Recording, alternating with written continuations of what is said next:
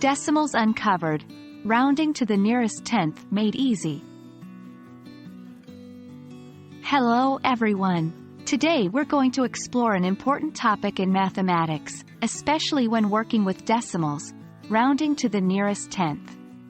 This simple but effective method can help you simplify numbers, making them easier to use and understand.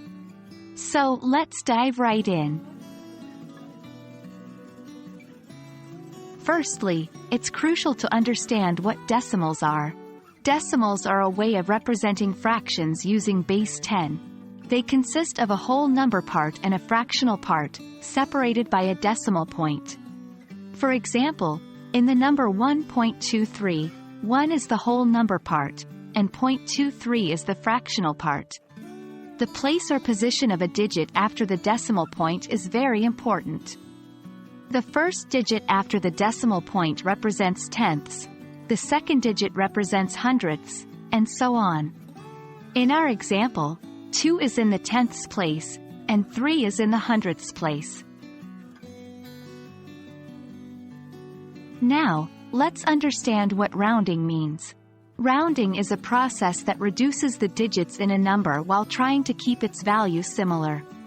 When we round numbers, we make them simpler but still close to their original value. This makes the numbers easier to work with. Let's move on to our main topic, rounding to the nearest tenth. Here, we focus on the first digit after the decimal point, the tenths place. When rounding to the nearest tenth, you look at the digit in the hundredths place. If that digit is 5 or more, you increase the digit in the tenths place by 1. If it's less than 5, you leave the digit in the tenths place as it is. Let's try an example. If we want to round the number 1.26 to the nearest tenth, we look at the digit in the hundredths place, which is 6. Because 6 is more than 5, we round up, and our answer becomes 1.3. And there we have it, everyone.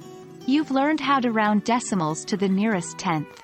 Practice this method with different numbers, and it will soon become second nature to you. We hope this video has been helpful, and remember, math is all about practice and understanding. Keep learning, and see you next time.